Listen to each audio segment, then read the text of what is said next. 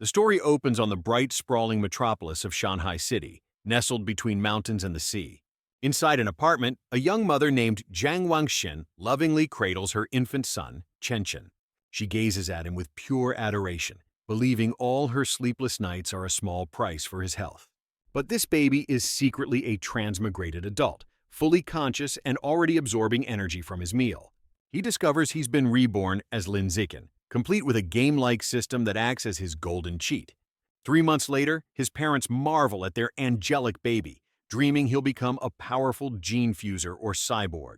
Unseen by them, the baby completes his first system quest by kicking 10,000 times, unlocking a new attribute. He puzzles over his father's words, imagining these new power types as heroes from his old world. Now 4 months old, he realizes he must hide his advanced abilities to avoid frightening his family. So, under the cover of night, he begins his secret training, leveling up his stats with every crawl across the floor. By 5 months, he's already walking, his system rewarding every wobbly step with a boost in stats. A month later, he joins his parents for TV time, carefully acting the part of a gifted but normal baby. But a breaking news report shatters his perception, revealing a world where cyborgs and gene fusers are humanity's defenders. He learns this Earth is a mutated battleground, overrun by terrifying creatures simply known as beasts. To survive this onslaught, humanity was forced to forge two distinct paths of power over the decades. One path is mechanical ascension, creating cyborgs, while the other is genetic fusion, inheriting the might of the beasts themselves. With this grim new knowledge, he clenches his tiny fist, realizing his system is the ultimate tool for survival. A spark of determination shines in his eyes as he solidifies his plan to grow stronger in secret. Just then, a knock at the door introduces a new face. Their neighbor, Xu Meng, has come to say hello. She introduces her husband and their young daughter, a quiet girl with striking purple hair. He looks at the quiet girl, unknowingly meeting the first friend whose fate will be tied to his own. By 7 months, his training is relentless, with every jump leveling up his vitality and strength. He quickly masters running, his system rewarding each sprint with enhanced coordination and speed.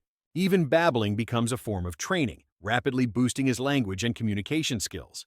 At 8 months, he's already doing sit-ups in his crib, pushing his infant body to its absolute limit. But his secret training is finally exposed when his mother walks in at the worst possible moment. She rubs her eyes in disbelief, unable to process the sight of her baby doing a full workout. Blaming it on exhaustion from her writing career, she dismisses the impossible scene as a hallucination. The illusion shatters during bath time when she discovers her 8-month-old son has a chiseled six-pack. His father connects the dots, realizing his son's massive appetite was fueling something far beyond normal growth. His father's eyes light up, not with fear, but with the brilliant conclusion that their son is a once-in-a-lifetime prodigy. The baby feels immense relief as his novelist parents embrace this theory, their imaginations already scripting his grand future. But Ziken knows that in a world of mutated beasts and superpowered humans, he can't be the only genius around. A news report then validates his thought, showing a 2-year-old from a martial clan lifting a 20-kilo dumbbell. His mother beams with pride, confidently declaring that her own amazing son won't be outshone by any prodigy clan. The televised feat becomes a new benchmark for Ziken, who silently challenges himself to match that strength. By age 2, he's in the storage room, easily hoisting a 20-kilo box with one hand, having met his personal goal. His concentration shatters when his mother calls out that his friend Qinghan has come over to play. He quickly puts down the weight, sighs, and walks out of the room, ready to resume his toddler disguise. His eyes sparkle with anticipation as he sees the quiet, purple-haired girl waiting for him. The quiet girl, Shen Qing'an, offers him a tart, her words still the slurred speech of a typical 2-year-old. He recalls how their mental gap meant she'd often just sleep on his back, becoming the perfect weighted accessory for his training. But using a toddler as workout equipment came with one very specific recurring problem. He remembers the frequent interruptions to his push-ups, calling for his mom after yet another little accident. A year passes, and Zishan is now 3, having endured many such training mishaps. His strength has skyrocketed, allowing him to casually lift a 40-kilo box with just one hand. He watches a news report on another child prodigy, unimpressed since he's already surpassed that kid's record. Despite his power, his system still lists him as ordinary rank 1, making him question what lies beyond human limits. This curiosity finally drives him outside, where he gets his first real look at the world of cyborgs and gene fusers. With his parents limiting electronics, he heads to the library with his mom and Ching'an, seeking answers in books. Ignoring the children's section, Zishan makes a beeline for the advanced knowledge aisles, with Ching'an struggling to keep up. He settles down with a complex encyclopedia, baffling his mother who chalks it up to good genes. The book reveals the world's power structure, a six-tiered system of bio-levels from ordinary to mythical. Illustrations depict epic clashes between cyborgs, gene fusers, and terrifying high-level beasts. He learns that with 9 stages per level, ordinary humans are less than ants in the grand scheme of things. This new information solidifies his resolve. He must accelerate his growth to survive what's coming. His system rewards his reading with mental stats, and a new quest to read 100 million words for a powerful attribute. By age 4, he's a reading machine, devouring books even while Ching'an naps on his back. He begins his kindergarten life, holding hands with Ching'an as they're led to class by their teacher. But school is just a cover. He's already hit ordinary rank 2, casually lifting 80 kilos with one hand. He understands his strength already rivals an adult's, bringing a responsibility he can't ignore. But in the classroom, he finds his friend Ching'an being cruelly taunted by their classmates. Seeing her tears, he decides his power has a purpose and leaps into action to defend her. With a single powerful shout, he unleashes a shockwave that sends the bullies flying. The sheer force of his voice contorts their faces in pure terror as they're knocked off their feet. His display of power reduces the bullies to tears, while Ching'an looks up at her protector in awe. This act of justice unexpectedly unlocks a new quest and the title of kindergarten boss. Half a year later, he completes his reading quest, gaining heavenly insight and a genius-level intellect. Time flies, and at age 7, he and Ching'an stand together for their kindergarten graduation photo. During the break before elementary school, he pushes his limits even further, now lifting a staggering 200 kilos. He also shatters his personal best, leaping over 2 meters into the air with ease. His speed is just as impressive, clocking a 100-meter dash in under 8 seconds. With his genius intellect, he breezes through schoolwork, aiming for the system title Elementary School Top Dog. Finally, his first day at Sunshine Elementary arrives, marking a new chapter in his secret mission. He effortlessly dominates academic competitions, but the trophies mean nothing compared to his system's goal. In his spare time, he patiently tutors Ching'an, helping her keep up with the advanced curriculum. His guidance pays off as she becomes second in class, right behind him, the undisputed number 1. To accelerate his title quest, he joins every sports event, breaking school records with casual power. Just as he settles into a routine, the teacher announces the arrival of a new transfer student. A girl named Bai Shui enters, and Zichin immediately senses she is far from an ordinary human. The new girl, Bai Shui, walks through the classroom with an icy presence that silences the room. While Ching'an gushes over the newcomer's looks, Zichin is too busy analyzing her to pay attention. She silently takes the empty seat right beside him, her expression completely unreadable. He immediately senses something off, wondering if she's a gene fuser or something else entirely. Over the next few days, she remains a ghost, sleeping through classes and ignoring everyone. The initial buzz around the mysterious transfer student quickly dies down. With her constant napping, the classroom settles back into its familiar, peaceful routine. But a month later, that calm is about to be completely shattered. A strange white liquid begins to secrete from Bai Shui's body, dripping from her clothes. No one knows what the substance is, but its foul smell is impossible to ignore. The other students recoil from the smell, with one boy cruelly mocking Bai Shui for the strange substance. He then pours a bottle of water over her head, sarcastically offering to help her clean up. Bai Shui bites her lip, trying to endure the humiliation as tears well up in her eyes. The transfer student finally breaks down, crying silently as the water and liquid pool on her desk. While the bullies laugh, Ching'an begs Zishin to intervene, who is puzzled by this unexpected show of vulnerability. Zichin decides her true identity doesn't matter. Right now, she's just a victim who needs a defender. He instantly confronts the ringleader, grabbing him by the collar with a look of cold fury. With a terrifyingly calm smile, Zichin gives the bully a simple, non-negotiable command. The boy stammers in fear, immediately agreeing to do whatever Zichin says. Remembering Zichin's fearsome reputation, the bullies scramble to clean the mess, knowing better than to defy him. He then points at the bully, demanding that everyone who participated in the torment apologize to Bai Shui. Faced with his intimidating presence, the other students quickly agree, their faces filled with fear. The bullies line up before Bai Shui's desk, bowing their heads and offering sincere apologies. Touched by their actions, Bai Shui looks up with tears of gratitude, thanking both Zichen and Qing'an. Qing'an puts a comforting hand on her shoulder, telling her it was the right thing to do for a classmate. From that day on, Qing'an actively befriends the white-haired girl, making sure Zichen is part of their new trio. The three now spend their lunch breaks together, with Qing'an sharing snacks while Zichen reads nearby. Despite their kindness, Baishu hesitates, struggling to voice a deep-seated insecurity. She finally asks if they truly don't mind her strange, unpleasant smell. A flashback reveals a lifetime of being ostracized, as she confesses their friendship feels unreal, like a dream. Qing'an reassures the stunned Bai Shui that their kindness is very real. She reveals she once faced similar struggles, creating a powerful bond of shared experience. With Zichen by her side, Qing'an makes a heartfelt promise of eternal friendship. She then pulls a surprised Bai Shui into a warm, accepting embrace. Overwhelmed by this kindness, Bai Shui breaks down into tears of pure, unadulterated joy. But through her tears, a sudden realization dawns on her. She decides she must repay their kindness with a gift of her own. Baishu offers them a precious necklace made of beast fangs, a treasured gift from her mother.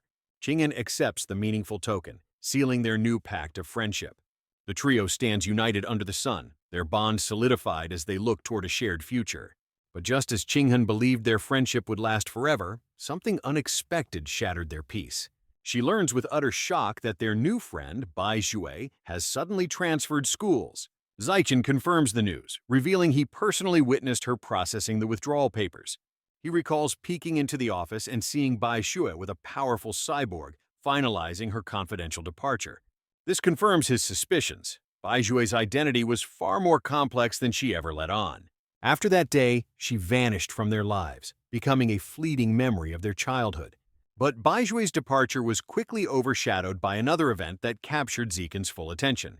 He uses his system-granted skills to give his novelist mother a professional massage, easing her work fatigue. A breaking news report flashes across the screen, showcasing a 10-year-old prodigy lifting a massive boulder.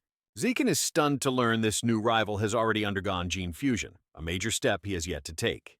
His father scoffs at the constant media coverage, questioning if the prodigy is just a marketing ploy. His parents debate the ethics of the prodigy's upbringing, with his father explaining the harsh traditions of martial clans. Zichen mentally crunches the numbers, realizing his own raw power already surpasses the prodigy's pre-fusion strength. This analysis fills him with confidence, solidifying his belief that his potential is on another level entirely. But his moment of self-assurance is about to be shattered by the very next news segment. A breaking news alert flashes on screen, showing a neighboring country completely devastated by a massive beast attack. The footage reveals the culprits, a swarm of horrifying giant mutant rats overwhelming the city's defenses. The broadcast shows a civilian's final moments, helplessly trapped in the jaws of a monstrous beast. The camera captures the brutal finality of the attack, a stark reminder of the world's dangers. The report then reveals a sinister twist. Heretical cultists were responsible for orchestrating the horrifying onslaught. The news reveals the cultists are traitors to humanity, aiding the beasts for their own twisted profit. Zichen feels a moment of gratitude for his safe environment, which has allowed him to grow strong. His eyes widen in alarm as the grim reality of the world truly sinks in. Suddenly, a powerful sonic boom rips through the night, startling the entire family. He rushes to the window, pulling back the curtain to investigate the commotion. A squadron of government cyborgs streaks across the sky, suggesting the danger is closer than he thought. The next morning, however, the city seems deceptively calm as a new school day begins. Qing'an calls out to Zichen, ready for another seemingly normal day. But his sharp gaze immediately locks onto something unusual about his friend. He points out that the beast fang necklace she received from Bai Shui is emitting a mysterious blue light.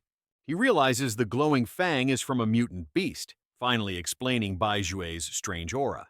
He recalls the glow was fleeting, but combined with last night's cyborg activity, a sense of dread fills him. Their walk to school is interrupted by a striking red-haired woman leaning against a pole. She watches them pass, commenting on what a cute pair of kids they make. The woman stops them, her curiosity piqued as she asks if they're brother and sister. Qing'an proudly corrects her, explaining they're the best of childhood friends. With a wistful smile, the woman expresses her envy, wishing she had a friend like that. Her tone then shifts, questioning why two young children are walking to school without their parents. Qing'an begins to answer, looking a bit uncertain about the sudden interrogation. But Zichen cuts her off, grabbing her wrist and signaling that their conversation is over. He pulls her away, telling her they'll be late as the mysterious woman watches them leave.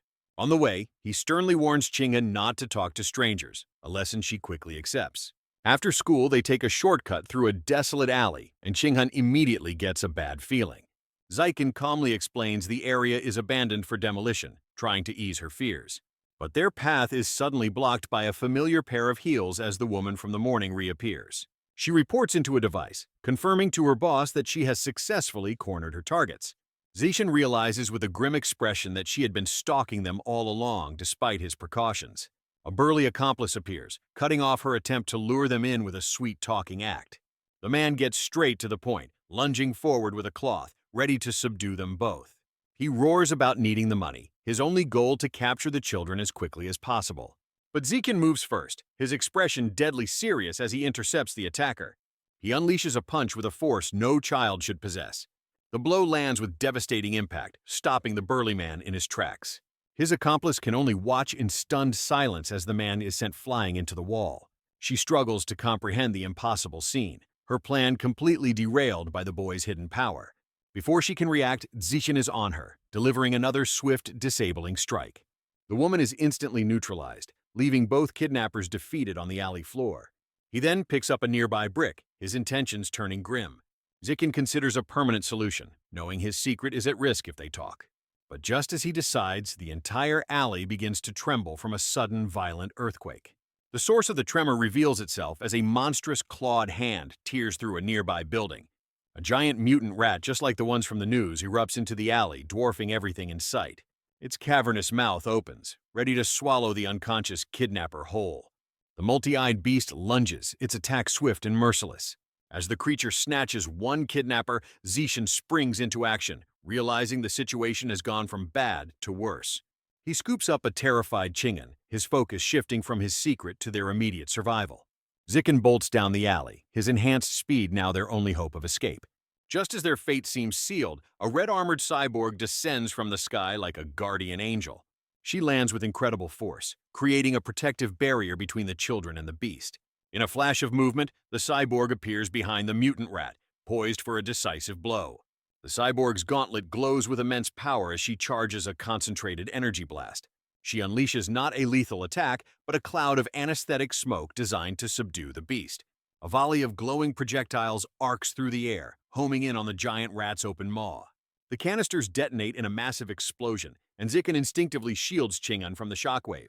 The mutant rat howls in agony, caught completely off guard by the powerful non-lethal assault.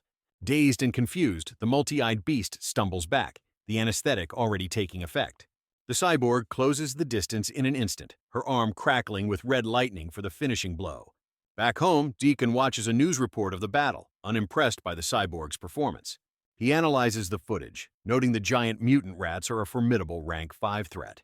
A wave of relief washes over him, grateful that he and Ching'an managed to escape the chaos unscathed. The close call with the beast motivates him to intensify his training, pushing his body to new limits. Despite the lingering threat of mutant rats, life carries on as usual for the city's inhabitants. Time passes, and the two friends celebrate their 9th birthday together, surrounded by their families. After making their wishes, Ziken presents Ching'an with a special personal gift. Using his system-enhanced skills, he had carved her a beautiful wooden hairpin, which she absolutely adores. Before they know it, elementary school is over, and completing it unlocks a new system achievement and the next title to pursue. He spends his vacation pushing his limits with extreme training, aiming to unlock the new title and boost his power. His relentless effort pays off just before school starts, as he breaks through to ordinary rank 3 with superhuman stats. With his newfound power, his thoughts immediately turn to his rival, wondering how the famous Kyoto prodigy has grown. As if on cue, the news that very night is filled with reports about the prodigy he was just thinking of. The news reveals the Kyoto prodigy, now fused with giant ant genes, can lift a staggering 2,000 kili. Ziken calculates his own base. Strength is still higher, eagerly anticipating the day he gets his own gene fusion. With elementary school behind him, a new chapter officially begins, middle school. As the city's top student, he was heavily recruited, but only accepted an offer that let Ching'an join him. On the first day, the principal and teachers give him a hero's welcome, which he politely endures before slipping away. He ditches the welcome party for his real priority, testing out the school's top-tier sports facilities with Ching'an. Ching'an eagerly prepares to serve, ready to start their preschool badminton match. She unleashes a powerful, specialized serve, sending the shuttlecock flying with impressive speed. But her impressive shot is stopped dead in its tracks as a hand plucks it right out of the air. An intimidating upperclassman appears, informing the new students that this court is not for them. The upperclassman mockingly offered to teach Ching'an, completely dismissing her protest. Zichen steps forward with a chilling aura, warning them to back away and respect the rules. Their leader arrogantly declares that his will is the only rule that matters on this court. Unfazed, Zichen picks up the shuttlecock, ready to establish a new set of rules. He tosses the shuttlecock into the air, preparing to make a definitive statement. Leaping with incredible power, Zichen prepares to serve, his intent clear. He smashes the shuttlecock with a force that creates a powerful, explosive shockwave. The shuttlecock transforms into a white projectile, screaming across the court at inhuman speed. The leader's racket shatters on impact as he barely manages to block the devastating shot. His cronies look on in sheer terror, realizing Zichen's power is far beyond that of any normal student. The bullies quickly apologize and flee, having learned who the real boss is. He reflects that after that day, middle school was a peaceful repeat of elementary, with no one daring to bother them again. With the standard curriculum already mastered, he spent his class time studying advanced topics like gene fusion. At night, he used his genius intellect to master a vast array of practical skills, from survival to programming. To earn his next system title, he dominated academic competitions, carefully managing his wins to avoid too much suspicion. But a semester later, all his achievements had earned him was a mountain of love letters and a crowd of fangirls. He ignored the unwanted attention, focusing instead on tutoring Ching'an and planning his next move. His new plan was simple: dominate the upcoming sports meet to finally unlock the junior high tyrant title. He entered the shot put, high jump, and sprinting events, ready to showcase his raw power. Each event was chosen to be a pure test of his superhuman strength, agility, and speed. He knew that conquering these events would cement his total dominance in athletics. Even while holding back to avoid suspicion, he and Ching'an easily took first place. Just as he celebrated his victory, he felt a sudden, powerful surge awaken within him. The system confirmed his success, unlocking the junior high tyrant title and a powerful new attribute. As they left school, he pondered his new ability to devour life essence for his own evolution. A sudden thought struck him, connecting his new power to an old mystery. He turned to Ching'an, asking to take a closer look at the Beast Fang necklace from Bai Shui. She handed over the precious memento without a second thought. As he held the fang, his system immediately began to analyze its properties. The analysis revealed the fang belonged to an abyssal butterfly, and he was already absorbing its power. Zichen sits at his computer, hoping to find information online about the mysterious abyssal butterfly. But his search yields nothing, leaving him puzzled by the complete lack of data. Realizing he's on his own, he decides to investigate the beast through other means. He remembers Bai Zhui gave him a second fang necklace and pulls it from a drawer. As he holds the fang, his system devours its life essence, unlocking a small fraction of the abyssal butterfly's secrets. Disappointed by the meager progress, he knows he'll need a more potent source to fully understand its power. To bolster his training, he begins biking with Ching'an to school, ensuring he can protect her if danger strikes again. Their new routine is interrupted when someone suddenly calls out his name. A teacher from the martial arts team stops them, praising Zichen's legendary performance at the sports meet. The teacher then extends a passionate invitation for Zichen to join the school's martial arts team. The teacher insists Zichen's athletic talent is too great to ignore, practically begging him to join. Before Zichen can even refuse, the teacher waves them off, giving him the location for tomorrow's practice. As the sun sets over the city, Zichen contemplates his new power and the teacher's offer. Back in his room, he tests his new devouring ability by clapping his hands on a mosquito. He realizes the skill didn't activate, concluding that only powerful beasts possess enough life essence to absorb. With a new plan in mind, he grabs his phone and heads for his bike. He decides to test his theory at a supermarket that sells beast meat, bringing Ching'an along for the ride. Soon enough, they arrive at a large downtown market ready to begin his experiment. But his plan hits a snag when he finds all the beast meat is pre-packaged, preventing direct contact. Just as he's about to give up, a vendor's call about fresh-cut meat gives him a new surge of hope. He spots a butcher's counter with a sign for fresh, unprocessed beast meat, the perfect opportunity for his experiment. Leaving a bewildered Ching'an behind, he declares his intention to go touch the meat. He rushes to the counter, too focused on confirming his theory to waste time with explanations. With anticipation, he reaches out and places his hand directly on a slab of the raw beast meat. A surge of purple energy confirms his suspicion. The meat is teeming with powerful life essence. He clenches his fist in triumph, while Ching-an watches from afar, utterly confused by his sudden excitement. A curious Ching-an approaches, asking if the strange meat feels any different to the touch. He casually dismisses it as just being fresher, offering her a turn which she quickly and nervously declines. With his theory proven, he suggests they buy some to cook, leaving Ching-an even more surprised. He understands her shock, as a look at the price tags reveals that beast meat is astronomically expensive. Undeterred by the price, Zichen confidently decides to buy the ghost squid, the cheapest option available. Ching-han panics at the cost, suggesting they get permission before making such an expensive purchase. He calmly reassures her with a gentle pat on the head, easing her worries. Zichen then reveals this was all part of his mother's plan from the start. A flashback shows his mom had already instructed him to buy extra for Ching-han's family. He explains she's planning a grand beast meat feast for both their families to share. But his true motive is also scientific. He needs to test if absorbing life essence spoils the meat.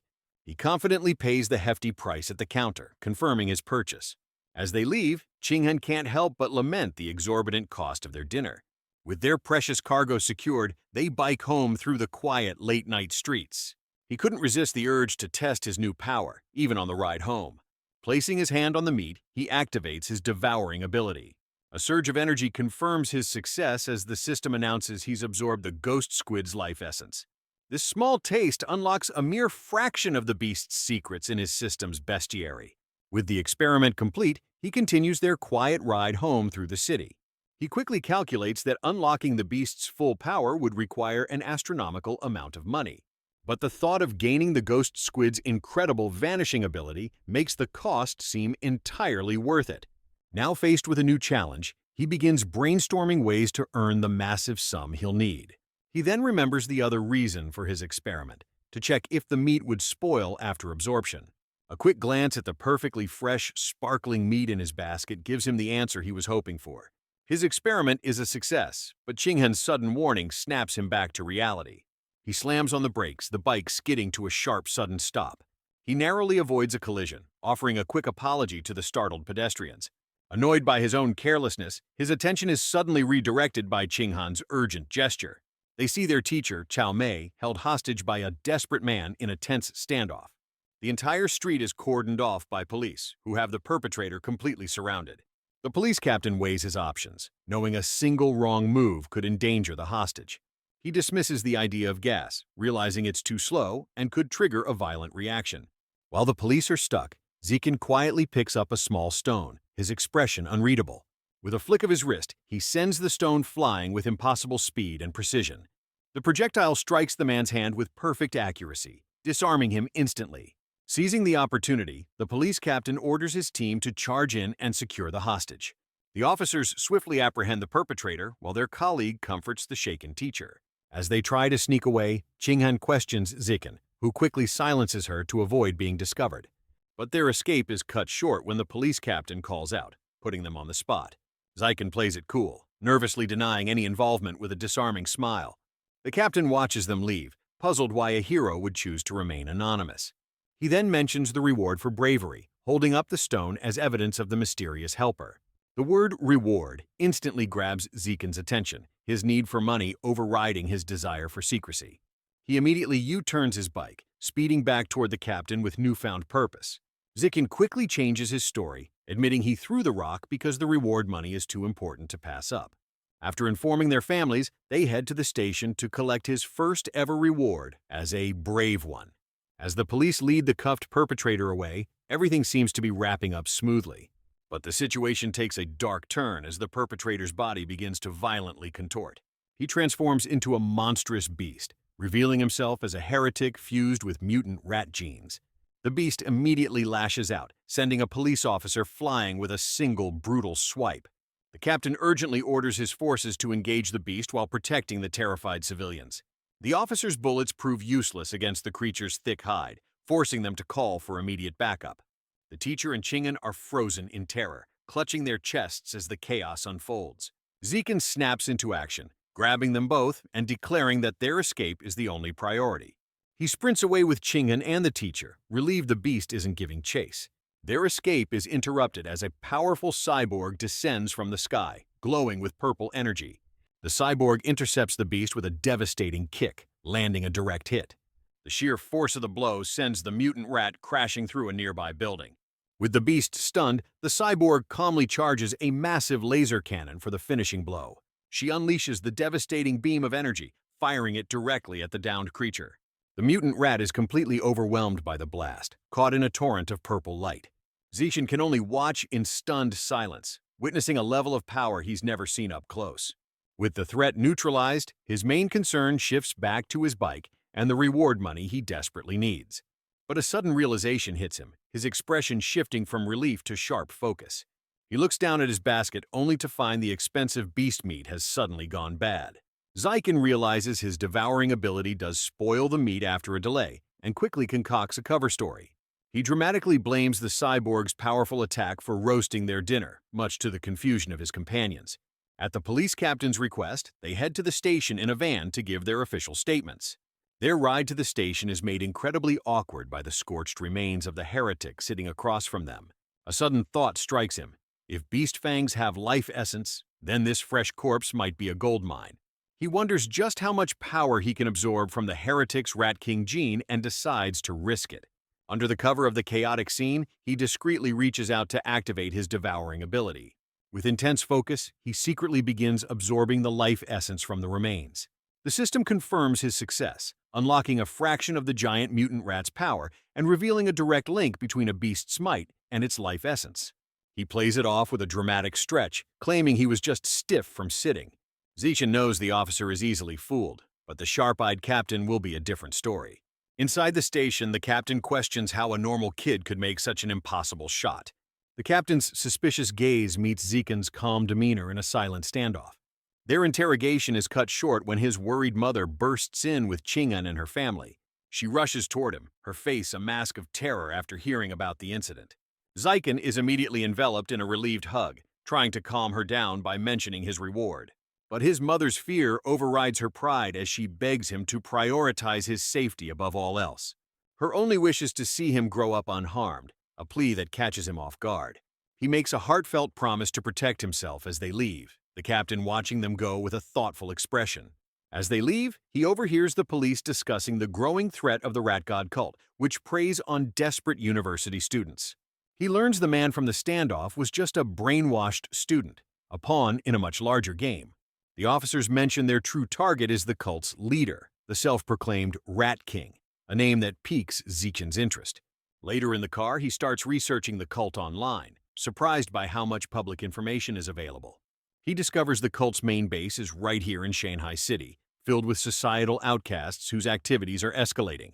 Zykan scrolls through the data, his mind racing as he connects the dots between the cult and the recent attacks. A particular piece of information makes his eyes widen in disbelief. He finds a disturbing theory that the Rat King is forcing its followers to gather materials for its own evolution. The implications are staggering. This beast might not just be powerful, but fully sentient. His train of thought is broken by the sight of an unusually large rat outside, making him question if the Rat King's influence is already spreading. He tries to brush off the sighting, telling himself that large rats aren't that uncommon. His thoughts are interrupted when he notices Chingan has gone completely silent beside him. Seeing her trembling knees, he realizes the stressful events have triggered a familiar problem. He recalls her childhood habit of having accidents whenever she gets too nervous or scared. As they drive off, he wonders if this strange reaction could be a sign of some hidden potential. Back home, his mother panics when she discovers the expensive beast meat is missing. Zikan quickly improvises, claiming he must have dropped their precious dinner during the chaos. His mother's concern immediately shifts to him, telling him his safety is far more important than any meal. He breathes a quiet sigh of relief, having successfully covered up the truth about the spoiled meat.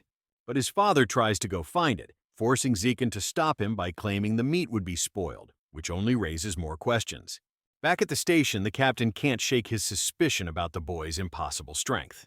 His train of thought is shattered by a sudden, terrifying noise from behind him.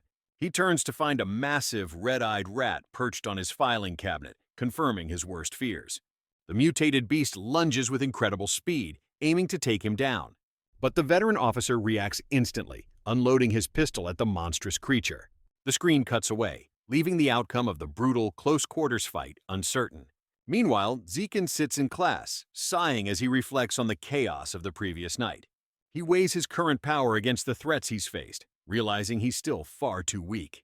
Zikin considers becoming a famous tutor to earn cash, but quickly dismisses the idea as too flashy. He suddenly realizes he's been approaching the problem from the wrong angle entirely. He realizes that in a world of superpowered fighters, martial arts tournaments offer far bigger rewards than academics. With a new path to riches clear in his mind, he clenches his fist, ready to put his plan into motion. The next day, he heads straight for the gymnasium where the martial arts team is already in formation. The coach, Guo, takes a casual sip from his drink, unaware of the prodigy about to walk through his door. Zikin confidently approaches the surprised coach with a friendly wave. The coach's face lights up as he asks Zikin if he's finally decided to join the team. Zikin leans in, cutting straight to the chase by asking about the prize money for city tournaments. The coach beams, confirming that the rewards are massive, easily reaching tens of thousands. That's all the confirmation he needs as Zikin shakes the coach's hand and officially joins the team. The coach enthusiastically calls his students over, ready to introduce them to their newest powerhouse member. The coach proudly announces that the school's sports champion, Lin Zikin, is their newest member. The current team members introduce themselves, each one radiating an air of cocky confidence. Zikin offers a humble introduction, playing the part of a polite newcomer. To start him off, Coach Guo demonstrates a series of fundamental punches and kicks. The coach warns that mastering these basics took their best student a full week, then challenges Zikin to try. Zikin immediately assumes a perfect stance, ready to replicate the moves. His system's heavenly insight kicks in, instantly deconstructing the martial arts forms in his mind. He executes the fist techniques with blinding speed and precision, earning a flurry of system rewards. Without missing a beat, he transitions to the leg techniques, his movements flawless and powerful. Coach Guo's jaw drops in utter disbelief, his drink forgotten as he witnesses the impossible. The entire team is stunned, questioning how he could master the forms after seeing them just once. The coach's mind is blown, concluding he's just witnessed a once-in-a-million martial arts prodigy. Later that night, after an intense first day of practice, Zikin returns home. His mother calls out from the kitchen, announcing that dinner is almost ready. Zikin dashes out of his room, eager to find out what she's cooked. She proudly reveals a heaping plate of the ghost squid he bought, cooked to perfection. He takes a deep breath, savoring the incredible aroma as his mother encourages him to dig in. He takes his first bite, his expression showing pure culinary bliss. His mother watches him intently, waiting for his verdict on her cooking. He showers her with praise, and she happily pats his head, telling him there's plenty more to eat. He realizes eating the beast meat also works, making his earlier hands-on experiment seem a bit silly. His dinner is interrupted by a news report on a new prodigy, a 14-year-old girl who's become the youngest cyborg in history. The report details her incredible cybernetic abilities, showcasing a level of power that rivals gene fusers. Zikin ponders the ultimate question of power, wondering whether gene fusion or cybernetics is the superior path. But the news takes a grim turn, reporting the tragic death of the police captain he'd met the previous night. Learning the captain was a victim of the mutant rat threat, Zikin's resolve to get stronger intensifies. He immediately redoubles his training, pushing his 100-meter dash time to an unbelievable 4.61 seconds. His strength and agility also reach new heights, allowing him to leap over 5 meters and lift a staggering 1,000 kilos. He continues to hone his martial arts skills with the team, determined to be ready for the upcoming tournament. The next morning, he heads back to the gym for more practice, with a curious Chingan tagging along to watch. A pink-haired upperclassman approaches them on the way to the gym, asking Zikin if he's had breakfast. She offers him a bottle of fresh milk, a clear sign of her affection. Zikin politely declines and walks away with Chingan, leaving his admirer looking dejected. But this rejection infuriates another student, who resents Zikin for stealing his championship and now slighting his crush. The jealous upperclassman charges forward, determined to confront Zikin for his perceived arrogance. He lectures Zikin on manners, but Zikin calmly explains he's allergic to milk, an excuse the bully refuses to believe. The bully then challenges Zikin to a spar, setting the stakes for their impromptu duel. This challenge unexpectedly triggers a new system quest, giving Zikin the perfect excuse to accept. With a menacing grin and a surge of purple energy, Zikin agrees to the fight. Word of the duel spreads like wildfire, and a crowd of students eagerly heads to the gym to watch. The gym floor is packed as a massive crowd forms a circle for the impromptu showdown. Zekin's fangirls are already cheering him on, promising to take care of the bully for him later. The pink-haired girl he rejected earlier is also there, ready to capture his victory on her phone. The upperclassman scowls, realizing the entire crowd expects him to lose to the newcomer. He smirks, determined to crush this rising star now before Zekin's talent completely eclipses his own. Zeiken casually asks to make it quick, mentioning he still needs to get home for dinner. Infuriated by the disrespect, the bully agrees to grant his wish for a speedy conclusion. The coach officially starts the match, reminding them of sportsmanship as he signals them to begin. But the bully immediately stops the fight before it can even start, a new idea on his mind. He arrogantly offers Zeiken a handicap, allowing him the first 3 moves to make the fight fair. Zeiken instantly closes the distance, his fist a blur as the bully struggles to even comprehend the attack. He unleashes a single, decisive punch, channeling his immense power into the strike. The impact sends his opponent flying across the gym floor, ending the fight in a spectacular fashion. The upperclassman is left unconscious on the ground, completely neutralized by the one-hit takedown. Coach Guo is utterly speechless, his jaw hanging open at the impossible display of power. The entire martial arts team stares in disbelief, shocked that the duel was over in a literal second. His fangirls immediately erupt into cheers, celebrating their hero's effortless win.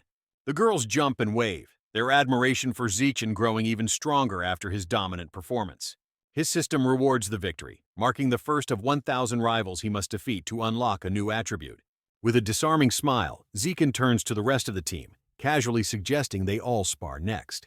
The entire team stares back in collective horror, their faces pale with shock. They immediately make up a flurry of excuses, scrambling to escape the gym and avoid his challenge. The defeated bully struggles to his feet, refusing to accept the loss and accusing Zeiken of a sneak attack. The coach shuts down his excuses, suggesting another student test Zeiken's strength to see if it was just a lucky shot. The chosen student is shoved forward by his teammates, his body shaking with pure terror. He begs for mercy before the fight even begins, pleading with Zeiken not to hit his face. 10 minutes later, the entire team is left sprawled across the floor, completely defeated. He realizes the friendly spars didn't count toward his quest, concluding he must defeat rivals in official matches. The coach grabs a startled Zeiken, praising him as a genius who became the team's ace in just 1 month. With newfound confidence, the coach declares that Zeiken will lead them to victory in the upcoming regional tournament. He realizes the tournament is the perfect opportunity to rack up wins for his system quest. With a determined look, he plans to use the competition to accelerate his progress. But his strategic planning is interrupted by the defeated bully calling his name. The upperclassman dramatically concedes defeat, making a bizarrely submissive vow of loyalty. His strange declaration leaves everyone, including Zeiken, completely speechless and disturbed. The rest of the team doesn't stick around to hear the end, making a comical, high-speed escape. To prepare for high school, Chinghan begins a rigorous training regimen alongside Zeiken. Their routine includes long-distance running followed by hours of intense combat practice. They also focus on core conditioning, with Chinghan pushing through grueling sit-ups. Her training concludes with push-ups, her determined expression showing she's serious about keeping up. After each session, he helps Chinghan with her stretches, using his skills to ease her muscle fatigue. Meanwhile, he pushes himself even harder, preparing for the tournament and aiming to unlock his next system attribute. A month of relentless training flies by in a blur. The day of the tournament finally arrives, and Zeiken heads out, fully prepared for the battles ahead.